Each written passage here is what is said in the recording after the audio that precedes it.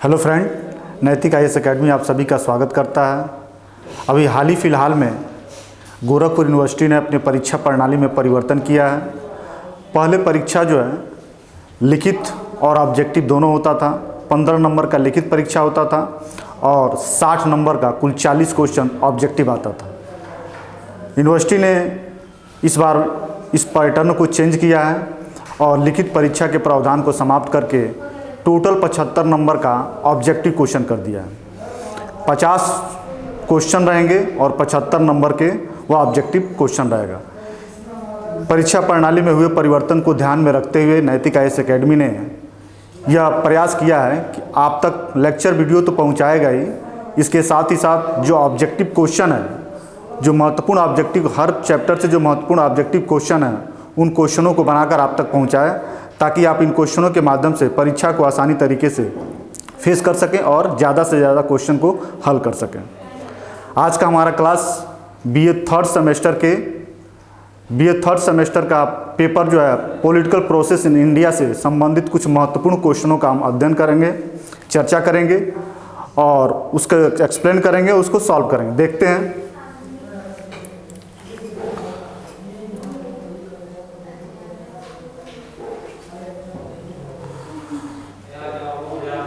पहला क्वेश्चन है, भारत में लोकतांत्रिक प्रक्रिया का प्रारंभ हुआ था। भारत में लोकतांत्रिक प्रक्रिया का प्रारंभ हुआ था, इसका मतलब यह है लोकतंत्र पहले से तो था नहीं। जब भारत का संविधान लागू हुआ उसी समय लोकतंत्र भी स्थापित किया गया। तो भारत का संविधान 26 जनवरी 1950 को लागू हुआ। इसका मतलब यह है कि लोकतांत्रिक प्रक्रिया का प्रारंभ जो है 26 जनवरी 1950। इसका आंसर फर्स्ट वाला होगा, 26 जनवरी 1950। इसके बाद हम दूसरा क्वेश्चन देखते हैं।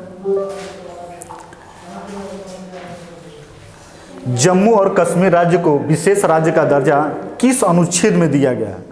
जम्मू कश्मीर राज्य को विशेष राज्य का दर्जा संविधान के किस अनुच्छेद में दिया गया है? हमको ये ज्ञात होना चाहिए कि जैसे उत्तर प्रदेश, बिहार है, उस स्थिति का जम्मू कश्मीर नहीं था, बल्कि आज़ादी के बाद जम्मू कश्मीर को भारत के भूभाग में शामिल किया गया। उसके लिए एक विशेष प्रावधान किया गया, अनुच्छेद 370। अनुच्छेद 370 के तहत जम्मू कश्मीर राज्य को एक विशेष राज्य का दर्जा देके भारतीय भूभाग का इसे हिस्सा बनाया गया। अगला क्वेश्चन देखते हैं।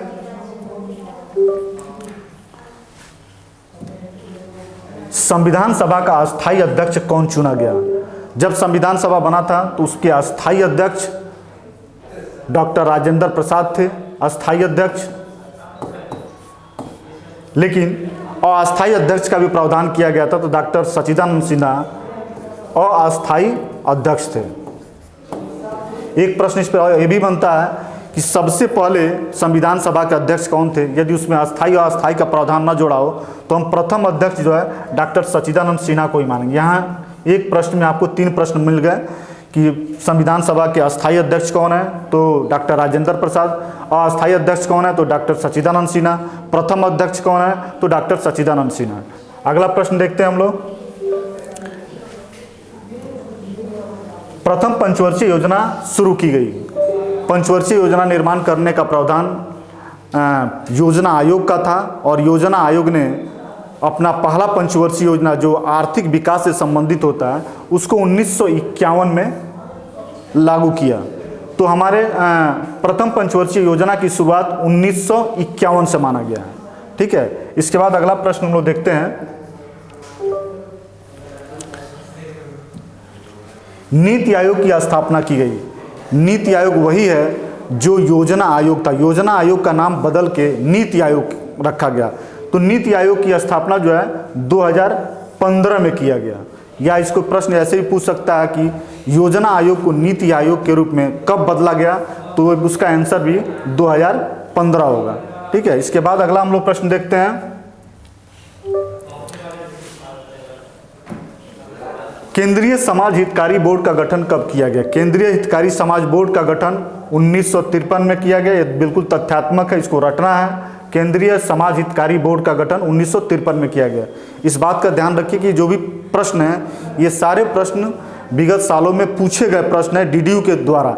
इसलिए डीडीयू का ये भी ट्रेंड रहता है कि जो अगले परीक्षा होती है वो अपने पुराने जो पेपर होते हैं, जो क्वेश्चन होते हैं, उन्हीं क्वेश्चनों को रिपीट करता है। ये सारे क्वेश्चन आप बिल्कुल याद कर लीजिएगा। ये जब याद कर लेंगे तो आगामी परीक्षा जब भी आप देंगे तो ये प्रश्न आपको उसी रूप में मिलेंगे जिस रूप में आपको लिखे जा रहे हैं, बताए जा रहे हैं। तो ध्यान दीजिएगा इस पर। इसके बाद जो अगला प्रश्न है वह है पंचायती राज व्यवस्था को संवैधानिक दर्जा कब दिया गया। तो पंचायती राज व्यवस्था को हमको पता होना चाहिए। पंचायती राज व्यवस्था जो है 73वें संविधान संशोधन के द्वारा आया। 73वें संशोधन के द्वारा ये आया और इसकी टाइमिंग थी 1993। 1993 में पंचायती राज व्यवस्था को 73वें संविधान संशोधन के माध्यम से संविधान में लागू करके इसे संवैधानिक दर्जा दिया गया। इसके बाद हम लोग अगला प्रश्न देखते हैं। पंचशील सिद्धांत संबंधित है। पंचशील सिद्धांत ये उन देशों के साथ है, जैसे भारत का चीन के साथ जो विशेष रूप से संबंध है, ये पंचशील सिद्धांत के आधार पर ही संबंधित है। इसे जो है, चूंकि ये किसी देश का नाम नहीं दिया है, सीधे सीधे दे दिया कृषि नीति, उद्योग नीति, विदेश नीति, रक्षा नीति। तो चीन के साथ हमारा जो संबंध है वह विदेश नीति से ही संबंधित है। इसलिए पंचशील के सिद्धांत को कहा जाएगा कि ये भारत की विदेश नीति से संबंधित है। ठीक है, अगला प्रश्न जो हम लोग देखते हैं,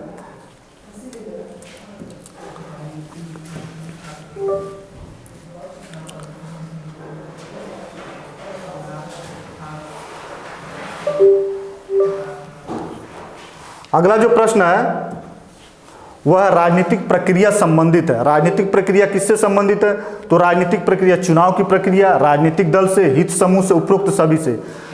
राजनीतिक प्रक्रिया का मतलब ये होता है कि हम राजनीति शास्त्र वास्तव में व्यक्ति के राजनीतिक व्यवहारों का अध्ययन करता है। वह राजनीतिक व्यवहार चुनाव प्रक्रिया के रूप में, राजनीतिक दल के रूप में और हित समूह के रूप में हमें दिखाई देती है। इसलिए राजनीतिक प्रक्रिया को हम कहेंगे कि ये उपरोक्त सभी।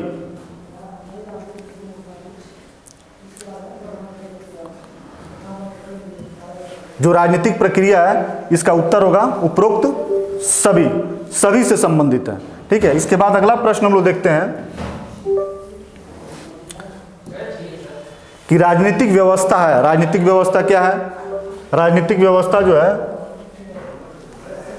व्यापक है, संक्षिप्त है, उपरोक्त में दोनों। तो राजनीतिक व्यवस्था को व्यापक मानेंगे, संक्षिप्त नहीं मानेंगे, व्यापक व्यवस्था है। ठीक है, इसके बाद अगला प्रश्न देखते हैं कि भारतीय संविधान में व्यवस्था बनाया गया है क्या? एकल नागरिकता का, दोहरी नागरिकता का, दोनों के लिए, उपरोक्त में से कोई नहीं। तो भारतीय संविधान में दोहरी नागरिकता की नहीं बल्कि एकल नागरिकता का प्रावधान किया गया। भारत के आप नागरिक हैं तो उत्तर प्रदेश, बिहार सभी के नागरिक माने जाएंगे। और बिहार के रहने वाले हैं तो ये नहीं कि बिहार के नागरिक अलग हैं और उत्तर प्रदेश के नागरिक अलग हैं, ऐसा नहीं है। भारत में एकल नागरिकता का प्रावधान किया गया है। ये इसका आंसर ये होगा, एकल नागरिकता। इसके बाद अगला प्रश्न देखते हैं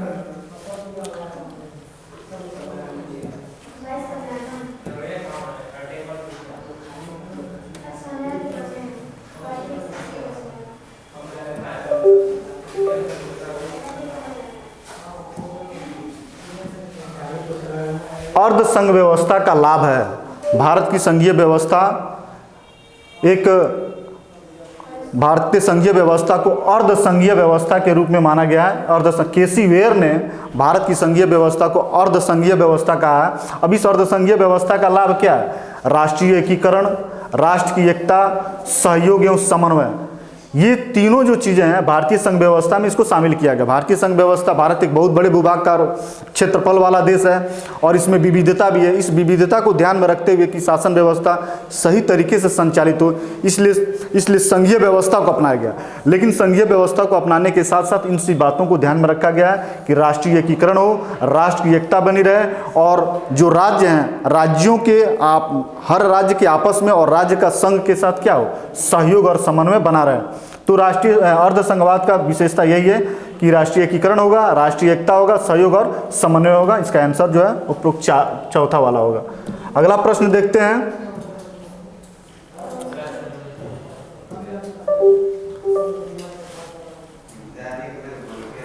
गठबंधन राजनीति का नकारात्मक पक्ष है। गठबंधन राजनीति का नकारात्मक पक्ष का मतलब क्या है? जब किसी भी राजनीतिक दल को स्पष्ट बहुमत सरकार बनाने के लिए नहीं मिलती है तो ऐसी अवस्था में राजनीतिक दल सरकार बनाने के लिए दूसरे राजनीतिक दल से अपना वैचारिक स्तर पे गठबंधन करते हैं और सरकार बनाते हैं। यह सरकार ज़्यादा टिकाऊ नहीं होती है, उसके लाभ कम होते हैं, नुकसान ज़्यादा होते हैं। तो गठबंधन राजनीति की नकारात्मक पक्ष पे बल दिया है। इसमें जो है कमजोर सरकार होती है, सरकारों में अस्थायित्व तो नहीं होता है, राष्ट्रीय एकता नहीं होता। तो जितने भी राष्ट्रीय एकता से संबंधित, सरकार के विचलन से संबंधित जो भी नकारात्मक पक्ष है, सब यही होगा, इसका आंसर होगा उपरोक्त सभी।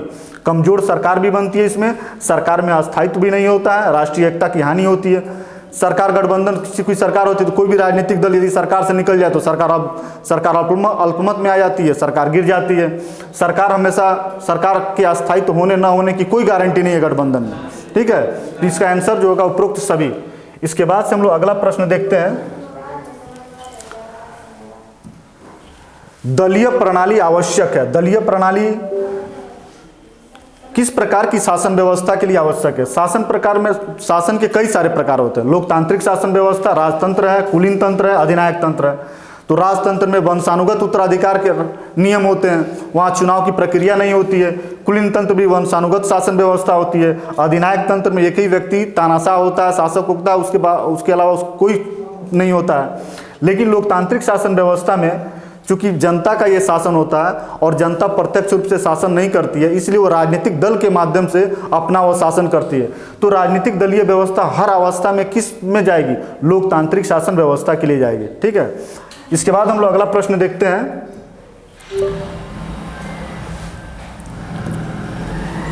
सीपीआई संक्षिप्त रूप है। भारतीय राजनीतिक दल में बहुत सारे राजनीतिक, भारत एक बहुदलीय राजनीतिक दल वाला लोकतांत्रिक देश है। इसमें कांग्रेस, बीजेपी, तमाम तरह के राजनीतिक दल हैं। उसमें जो सीपीआई है, ये मार्क्सवादी कम्युनिस्ट पार्टी है, जिसका फुल फॉर्म पूछा है तो यह है भारतीय साम्यवादी दल। इसका पूरा नाम होगा भारतीय साम्यवादी दल, communist party of India. English में इसका नाम रखेंगे कम्युनिस्ट पार्टी ऑफ इंडिया और हिंदी में कहेंगे भारतीय साम्यवादी दल। इन 15 क्वेश्चनों के साथ, ये 15 क्वेश्चन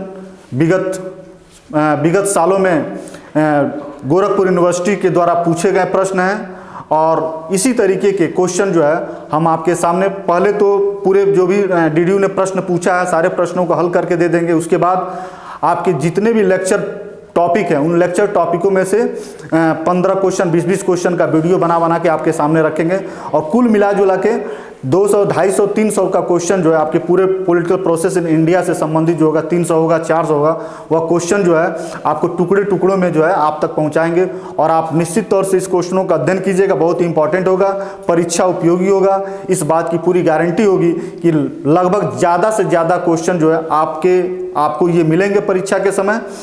इन्हीं बातों के साथ मैं आज का क्लास रोक रहा हूँ। आगे के क्लास में फिर से कुछ क्वेश्चनों के साथ आपके सामने उपस्थित होंगे। धन्यवाद।